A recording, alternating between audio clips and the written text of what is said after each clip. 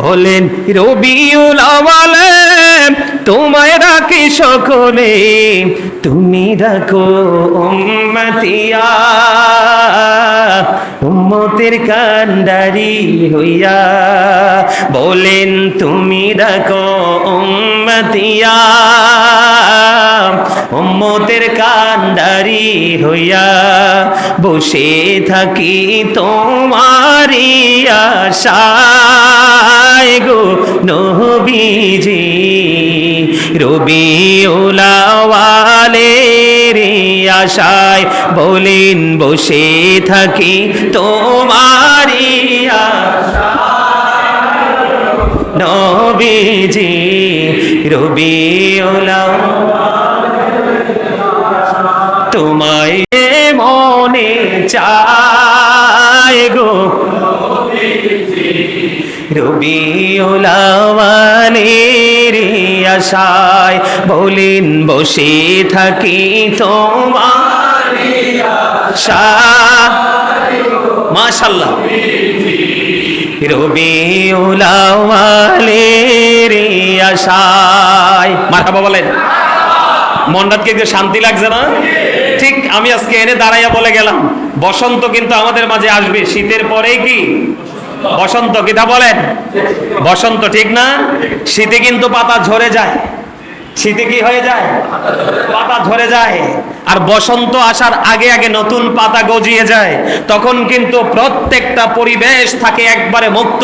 এই গাছের নিচে যেই কোনো লোক যাবে তারই দেখতেও ভালো লাগবে, আর বসন্তের হাওয়াটা গায়ে লাগলে অন্যরকম একটা অনুভূতি তার মধ্যে সৃষ্টি হয়ে যায়। ঠিক তেমনি ভাবে নবীজির আগমনের খুশিতে মুমিনের হৃদয়ে বসন্তের দোলা লেগেছে, ঠিক কিনা বলেন? ওই যে আমি একটা মিলাদে কাসিদা পড়ি, আপনারা মনে রাখেন না তো অনেক কিছুই আমি বলি আর একটু পরে ভুলে যান। আমি একটা কাসিদা আরো কয়েকবার পড়েছি। আকাশে হাসে বাতাসে হাসে, হাসে আরশ কুরসি, মক্কা হাসে মদিনা হাসে, হাসে জগৎবাসী। আকাশে হাসে বাতাসে হাসে, বলেন আকাশে হাসে বাতাসে হাসে, হাসে আরশ কুরসি, মক্কা হাসে মদিনা হাসে, হাসে জগৎবাসী। মারহাবা বলেন। এই দুনিয়াতে কে আছে? আমরা আছি না? আরো জোরে বলেন, আছি না নাই? আরে আরো জোরে। আপনারা খুশি হয়েছেন না? হ্যাঁ, এই তার মানে হলো নবীজি আসতেছে আর ভ্রমর মতো গুনগুন করে গান গেতে গেতে নবীর প্রেমের বাগানের দিকে ছুটছে। আর সেই গুনগুন করা ভোমরা হলো এই পৃথিবীর বুকে নবীর প্রেমিক আল্লাহর প্রিয় বান্দা মুমিনেরা। জোরে কোন সুবহানাল্লাহ। আর একটু মহব্বতে বলেন সুবহানাল্লাহ। আমরা সবাই খুশি না? আল্লাহ আমাদেরকে কিয়ামত পর্যন্ত অথবা দুনিয়াতে যতদিন থাকবো ততদিন পর্যন্ত যেন এই প্রেম নিয়ে আমরা রাসূলের ভালোবাসা নিয়ে বাঁচতে পারি। আল্লাহ যেন আমাদেরকে সেই তৌফিক দান করে। সকলে বলুন আমিন। আমরা সবাই নবীজির আগমনে খুশি তো? আরো জোরে। আমরা বেশি খুশি এই আসছে সামনে ঈদ মিলাদুন নবী। ঈদ মিলাদুন নবী উপলক্ষে আপনার যার যেমন তৌফিক আছে ঠিক সাধ্য অনুযায়ী আমরা নবীজির আগমনের দিনক্ষণ ঠিক করে আমরা আনন্দ উৎসব করব সম্মিলিতভাবে, ঠিক কিনা বলেন? আপনি দান করতে পারেন, কেউ নফল ইবাদত করতে পারেন, কেউ রেলি বের করতে পারেন, কেউ মিলাদের আয়োজন করতে পারেন। আর একটা কথা বলে রাখি, আপনাদের প্রত্যেকের ঘরে ঘরে আপনারা মিলাদ পড়াবেন। নবী এসেছে বলেই কি হয়ে গেল? পুরো সৃষ্টি জগৎ শীতল হয়ে গেল, আসমান জমিন চন্দ্র সূর্য আনন্দ উল্লাস করেছে। ইভেন আকাশের তারকাগুলো পর্যন্ত জমিনের একেবারে কাছাকাছি চলে আসছে নবীজির আগমনের খুশির আনন্দে। সুবহানাল্লাহ বলেন। আমরা কতটা হতভাগা মুসলমান, আমরা নবীজির আগমনে খুশি হতে পারিনি। যারা খুশি হয় তাদেরকে আমরা অ্যাঙ্কার করতে পারি। নাউজুবিল্লাহ বলেন। আর যারা বলেন নবীটা কেমন আপনার আমার জানা দরকার না? আরো যারা বলেন নবীজির আগমন না শুধু নবী তো অনেক উপরের ব্যাপার, অনেক উপরের ব্যাপার। এটা যেই কোনো ভাবে চিন্তা করা যায় না। আল্লাহর যে প্রিয়জন আছে তাদেরকে নিয়ে আলোচনা করাও আমাদের জন্য ইবাদত। মানে আল্লাহর প্রিয় মুমিনদের, আল্লাহর প্রিয় বান্দাদেরকে নিয়ে, আল্লাহর প্রিয়জনদেরকে নিয়ে আলোচনা করা, একটা মজলিস বসানো, তাদের প্রশংসা করা, গুণগান করা, এগুলো সাধারণ মানুষের জন্য ইবাদত। এই জন্য আমরা আল্লাহ রাব্বুল আলামিনের দরবারে লক্ষ কোটি শুকরিয়া জ্ঞাপন করেছি যে আল্লাহ রাব্বুল আলামিন মুমিনকে দয়া করেছে। মুমিনকে কি করেছে? আমরা আল্লাহ রাব্বুল আলামিনের দরবারে অসংখ্য অগণিত শুকরিয়া জ্ঞাপন করছি। আল্লাহ রাব্বুল আলামিন মুমিনকে কি করেছেন? দয়া করেছেন, করুণা করেছেন, অনুগ্রহ করেছেন। কারণ তিনি মুমিনের মাঝেই পাঠিয়েছেন আল্লাহর প্রিয় হাবিব মুহাম্মদুর রাসূলুল্লাহ সাল্লাল্লাহু আলাইহি ওয়াসাল্লামকে। এতে আমরা খুশি না বেজার? আরো জোরে বলেন, খুশি না বেজার? এই যে আল্লাহর প্রিয় হাবিব, যদি আল্লাহর প্রিয়জনদেরকে নিয়ে কথা বলা, আলোচনা করা ইবাদত হয়, তাহলে আমার নবীকে নিয়ে আলোচনা করাকে মুমিনের ঈমানি চেতনা থেকে বলতে পারি মুমিনের জন্য কি এটা আরো বড় ইবাদত না? কথা বলেন। ইন্না যিকরা মিলাদি আউলিয়া ইল্লাহি ইবাদাহু। জোরে জোরে বলেন আল্লাহু আকবার। বন্ধুরে আমার, আল্লাহ রাব্বুল আলামিনের প্রিয় বান্দাদেরকে নিয়ে আলোচনা করা, তাদের জন্ম বৃত্তান্ত নিয়ে আলোচনা করা, তাদেরকে নিয়ে প্রশংসা করা, তাদেরকে নিয়ে গুণগান করা, বন্ধু, এটা মুমিনের জন্য বড় ইবাদত। তাহলে আমরা আমাদের রাসূলকে পেয়েছি, সেই আনন্দ উৎসব করব কিনা?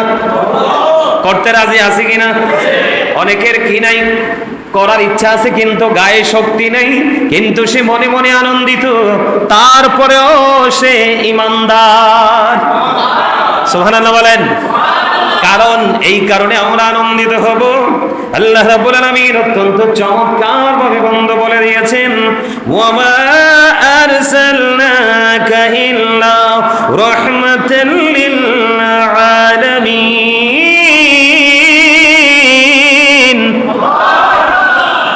মজা লাগে না? অত্যন্ত মজার আয়াত। সত্যিকার অর্থে যারা নবী প্রেমিক, ওলি প্রেমিক, আহলুস সুন্নাত ওয়াল জামাতের অন্তর্ভুক্ত, তাদের কাছে অত্যন্ত পরিচিত এই আয়াত। এবং শুধু আয়াত পরিচিত নয়, তাদের কাছে এই আয়াতের অর্থটাও জানা। জোরে বলেন ঠিক না ঠিক? আমরা সবাই জানি বন্ধু, আল্লাহর প্রিয় হাবিব রাহমাতাল লিল আলামিন কে আল্লাহ রাব্বুল আলামিন আমাদের জন্য রহমত হিসাবে প্রেরণ করেছে। জোরে বলেন সুবহানাল্লাহ। এই রহমত পেয়ে আমরা কি করব? খুশি হব না? কি আনন্দ তো সবাই বলতে পারে না, কিন্তু খুশিটা সবাই সোজা বোঝে, ঠিক না? আমরা খুশি হব না? তো মানুষ খুশি হইলে তো কত কিছুই করে, ঠিক না? ভালো কাজ করে না?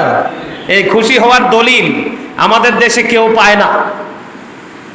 কেউ বলতে ওই কেউ যারা নবী ওলি তাদের দুশ্মন, তাদের মধ্য থেকে ওই কেউদেরকে বলছি, ওনারা আল্লাহর আর হাবিবের আগমনে খুশি হওয়া, মিলাদ পড়া, এগুলো নিয়ে আনন্দ উল্লাস করার দলিল তারা পায় না, কিন্তু আমরা পেয়ে গেছি।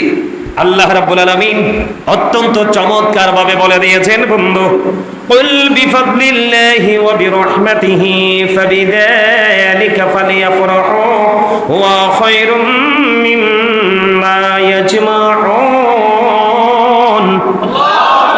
আল্লাহ বলেছেন কুল, আল্লাহর হাবিবকে মিন করে বলেছেন, হাবিব আপনি জানিয়ে দেন। আল্লাহ রাব্বুল আলামিন বলেছেন আল্লাহর করুণা ও আল্লাহর রহমতের শুকরিয়া স্বরূপ তারা যেন আনন্দ করে।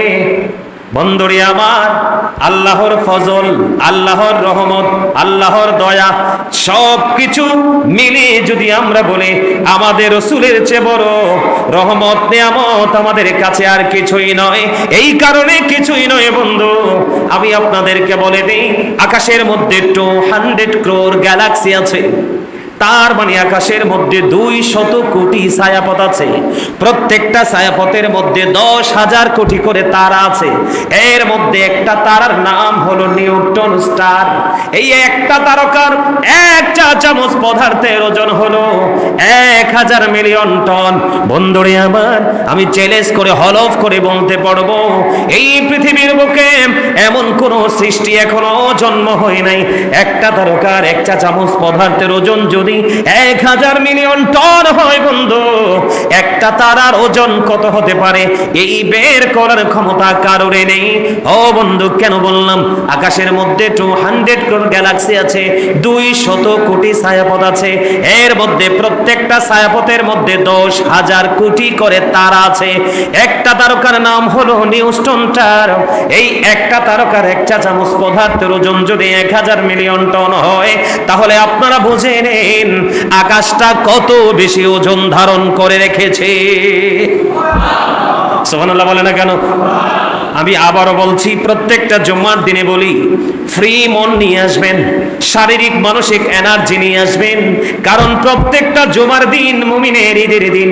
মুমিনের অন্তরে এমনিতেই বন্ধু বসন্তের হাওয়া লাগে জুম্মার দিন যখন শুরু হয়। তার মানে বৃহস্পতিবার মাগরিবের পর থেকে মুমিনের হৃদয়ে অন্যরকম এক প্রশান্তি বইতে থাকে।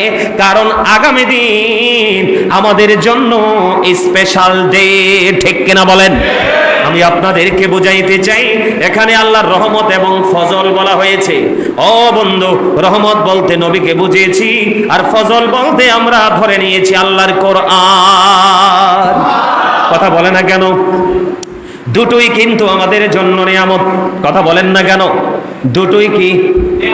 দুটোই আমাদের জন্য বন্ধু নিয়ামত। কারণ Allah is all in all. Follow his law and light.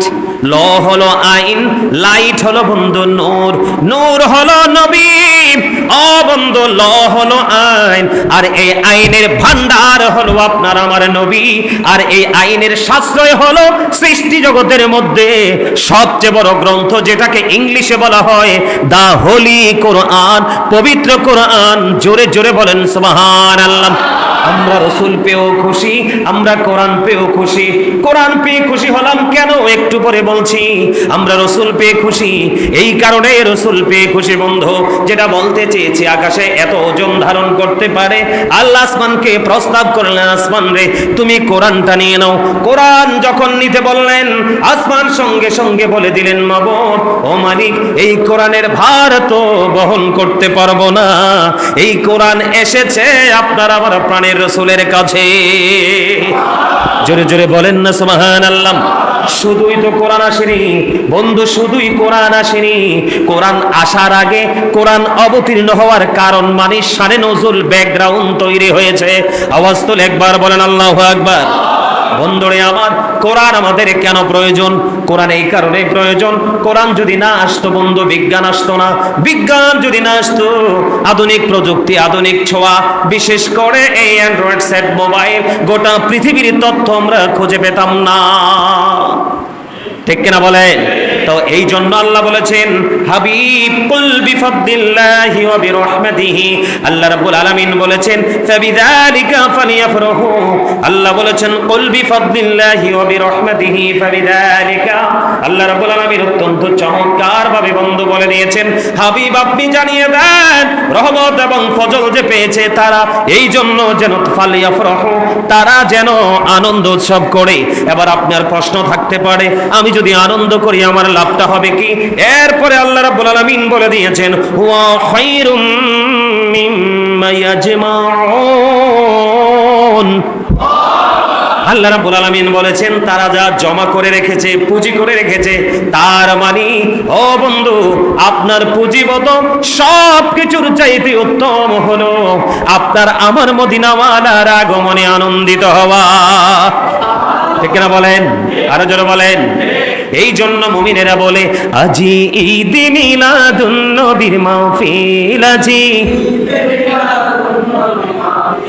নবীর প্রেমিক কে আছো ভাই হরে শামিল। আজি ঈদ মিলাদুন নবীর মাহফিল, আজি যে যাকে ভালোবাসে আগমনে তার হৃদয় হাসে। ঠিক কিনা বলেন? যে যাকে ভালোবাসে আগমনে তার হৃদয় হাসে, নবীজির আগমনে আনন্দ মিছিল। ঈদ মিলাদুন নবীর মাহফিল, আজি দাজ্জাল হতে বাঁচতে হলে বাঁচো গো ঈমানের বলে, দাজ্জাল হতে বাঁচতে হলে বাঁচো গো ঈমানের বলে, মুমিনে মুসলমানের দলে হও গো শামিল। ঈদে মিলাদুন নবীর মাহফিল আজি, ফিল আজি। ভাল লাগছে নি? আরো জোরে। যার সেনায় নবীর প্রেম নাই তার ঈমান নাই, যার ঈমান নাই তার নামাজ রোজা হজ যাকাত পৃথিবীর কোনো কিছুরই আল্লাহর কাছে কোনো দাম নেই। এই জন্য আজকে আমি শুরুটা করেছি সূরা লাহাব থেকে। একটা সূরা পড়েন নাই?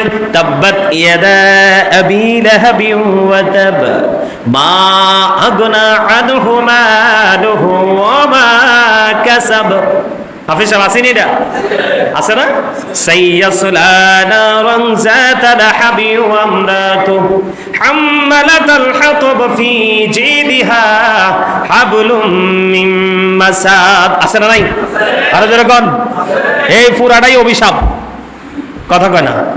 এই পুরা সূরা লাহাবটাই কি অভিশাপ। এই সূরা লাহাবটা নাজিল হয়েছে আবু লাহাবকে গিরা।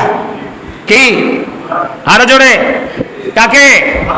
আল্লাহ রাব্বুল আলামিন বলেছেন তাব্বাত ইয়াদা আবি লাহাবি ওয়া তাব। আল্লাহ বলেছেন ধ্বংস হয়ে যাক আবু লাহাব এবং তার দুই হাত সহ। কথা বলে না কেন? মা আগনা আনহু মালুহু ওয়া মা কাসাব। আল্লাহ রাব্বুল আলামিন বলে দিয়েছেন সে যে উপার্জন করেছে ধন সম্পদ এগুলো কোনো কিছুই কাজে আসেনি। অনতি বিলম্বে সে বন্ধু জাহান্নামে যাবে। অনেক বড় ভয়ঙ্কর খবর।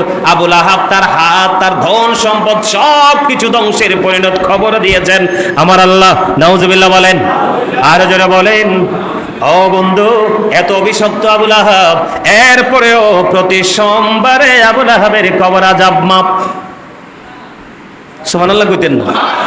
এত বিপদের মাঝেও যখন মানুষ দেখেন কারেন্টটা গেলে এখন কেরম লাগে,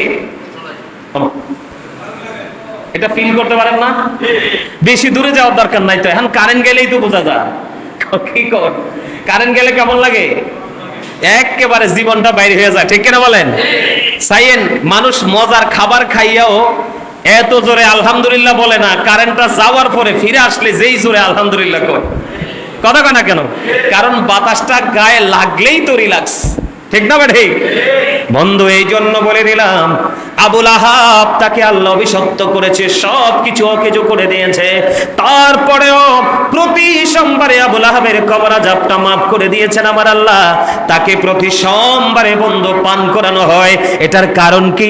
ওনার একজন দাসী ছিল, সেই দাসী ছিল, দাসীর নাম ছিল সুয়াইবা।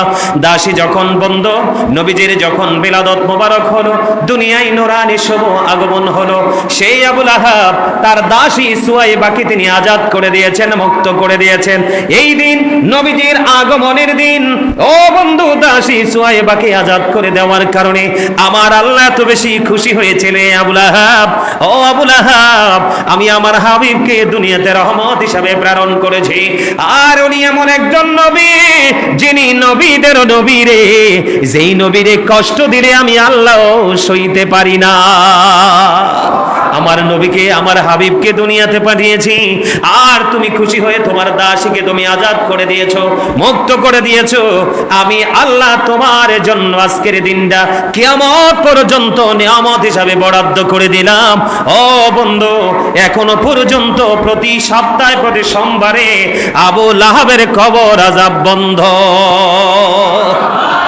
আর আমরা দেশের কাক মোল্লারা, ফেতরা খাওয়া মোল্লারা কয় নবীর আগমনে বলে খুশি হওয়া বেদাত। কথা কন না কেন? গলাতি ফাটাই ফেলছে শেখ হাসিনার আমলে।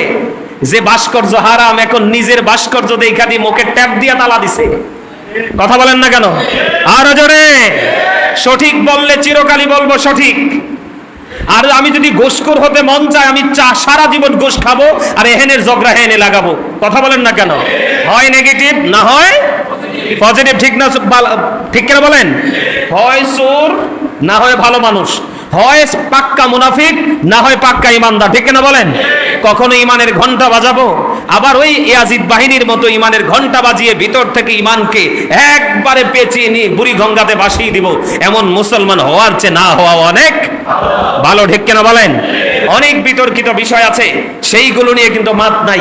কয়দিন আগে খবর পেলাম, একজন বলতেছে 5ই আগস্টে যারা মারা গেছে তারা নাকি উহুদের ময়দানে যে যুদ্ধে শহীদ হয়েছে শহীদদের মর্যাদার সমতুল্য। আরে আরো জোরে বলেন না নাউজুবিল্লাহ। এখন মোল্লারা কি ফতোয়া দিবে? ওমা, কথা কেন না কিনলে? এখন মোল্লারা কোথায়? নাকে তেল দিয়ে বালিশ ছাড়া ঘুমাই গেছে, আর সদা কইতে পারতেছে না।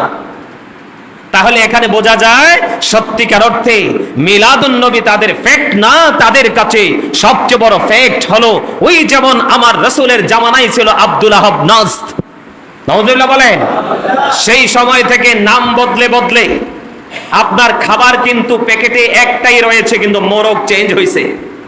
কথা বলে না কেন? চরিত্র কিন্তু একটাই আছে, কিন্তু লেবাসটা চেঞ্জ হয়েছে। সেই তৎকালীন সময়ে আল্লাহর হাবিবের দুশমন ছিল আব্দুল ওহাব নাজদ। এই আব্দুল ওহাব নাজদের দোসরেরা এখনো পর্যন্ত রসুলের বিরোধিতা করছে, কিন্তু রসুলের সম্মান দিন দিন বৃদ্ধি হচ্ছে। আপনি আমি রসুলের সম্মান বৃদ্ধি করি বা না করি, কিন্তু আল্লাহর হাবিবের মর্যাদা কেউ কমাতে পারবে না।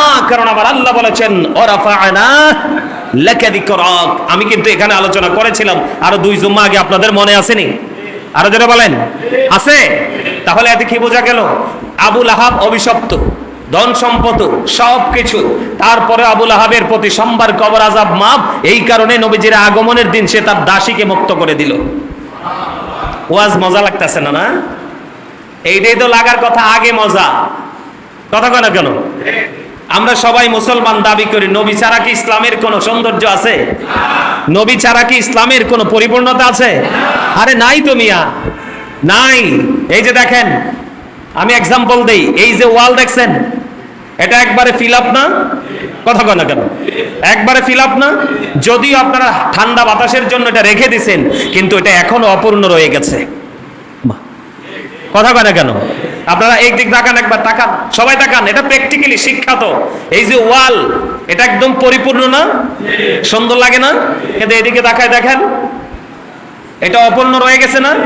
ঠিক তেমনি ভাবে হাদিস শরীফের মধ্যে এসেছে আমার নবীর মর্যাদাটা এমন, আল্লাহ রাব্বুল আলামিন পৃথিবীর বুকে নবী রাসূলগুলোকে পাঠিয়ে দিলেন। আমার আল্লাহ রাব্বুল আলামিন আমার নবী আসার পূর্বক্ষণ পর্যন্ত অপূর্ণ ছিল। আমার নবীকে পৃথিবীর বুকে পাঠিয়ে নবুয়তের দরজাটা পুরো পরিপূর্ণ করে দিয়েছে। জোরে জোরে কন্যা সুবহানাল্লাহ। এমন মর্যাদার অধিকারী আপনার আমার প্রাণের রাসূল।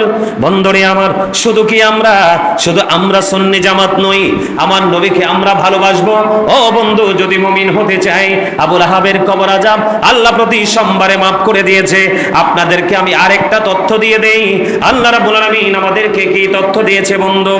লাকাদ জাআকুম রাসূলুম মিন আনফুসিকুম আজিজুন আলাইহি মা আনিতুম হারিসুন আলাইকুম বিল মুমিনিনা রাউফুর রহিম।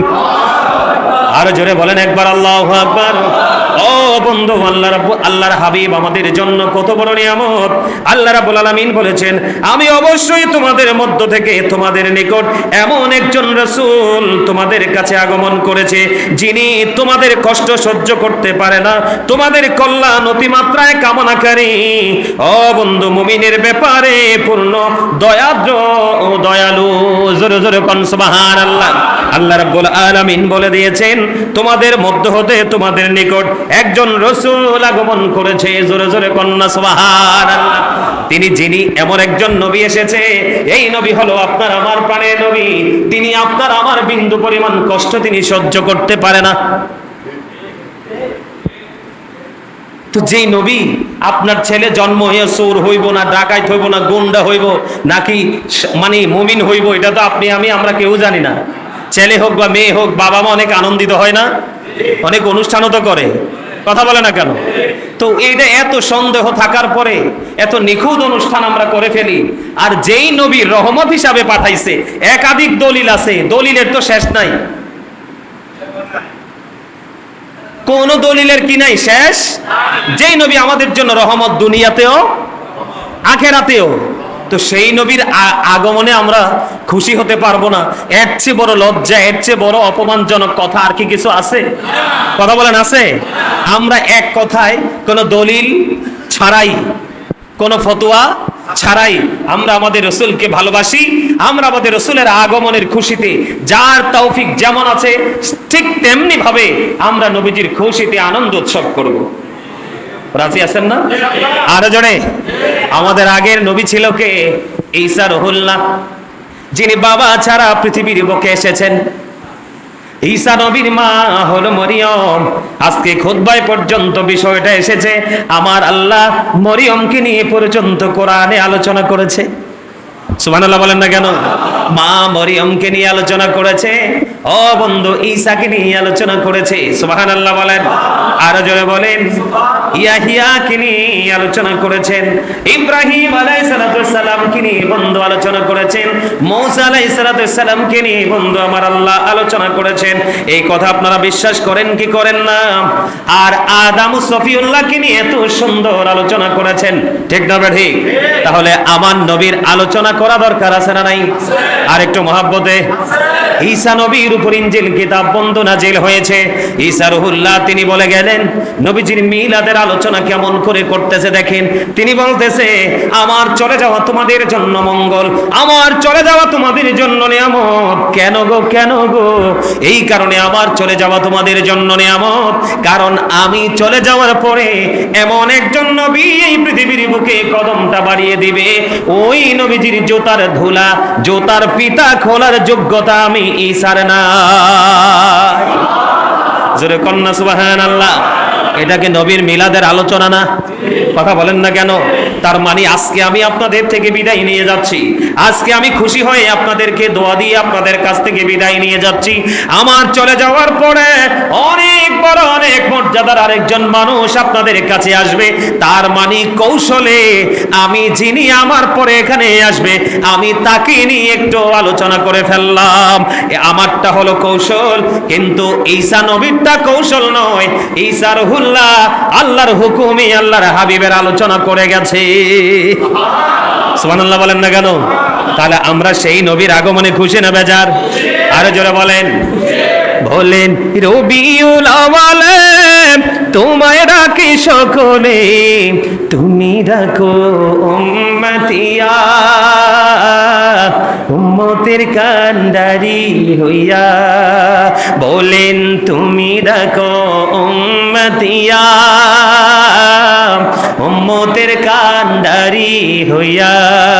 বসে থাকি তোমারি আশায় গো নবীজি, রবিউল আউয়ালের আশায়। বলেন, বসে থাকি তোমারি আশায় নবীজি, রবিউল তোমায় মনে চায় গো রবিউল আউয়ালের আশায়। বলেন, বসে থাকি তোমারি আশায়। মাশাআল্লাহ। রবিউল আউয়ালের আশায়। মারহাবা বলেন। মনটাকে একটু শান্তি লাগছে না? ঠিক আমি আজকে এনে দাঁড়াইয়া বলে গেলাম, বসন্ত কিন্তু আমাদের মাঝে আসবে। শীতের পরেই কি বসন্ত? কিতা বলেন?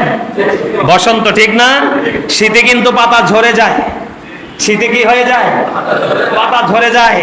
আর বসন্ত আসার আগে আগে নতুন পাতা গজিয়ে যায়।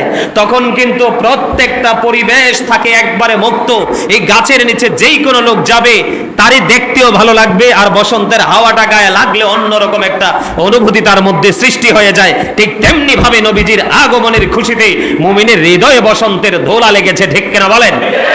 ওই যে আমি একটা মিলাদে কাসিদা পড়ি, আপনারা মনে রাখেন না তো অনেক কিছুই আমি বলি আর একটু পরে ভুলে যান। আমি একটা কাসিদা আরো কয়েকবার পড়েছি। আকাশে হাসে বাতাসে হাসে, হাসে আরশ কুরসি, মক্কা হাসে, মদিনা হাসে, হাসে জগৎবাসী। আকাশ হাসে, বাতাস হাসে, বলেন আকাশ হাসে, বাতাস হাসে, হাসে আরশ কুরসি। মক্কা হাসে, মদিনা হাসে, হাসে জগৎবাসী। মারহাবা বলেন। এই দুনিয়াতে কে আছে? আমরা আছি না? আরো জোরে বলেন, আছি না নাই? আরো জোরে। আপনারা খুশি হয়েছেন না? হ্যাঁ, এই তার মানে হলো নবীজি আসতেছে আর ভ্রমর মতো গুনগুন করে গান গেতে গেতে নবীর প্রেমের বাগানের দিকে ছুটছে। আর সেই গুনগুন করা ভোমরা হলো এই পৃথিবীর বুকে নবীর প্রেমিক আল্লাহর প্রিয় বান্দা মুমিনেরা। জোরে কোন সুবহানাল্লাহ। আর একটু মহব্বতে বলেন সুবহানাল্লাহ।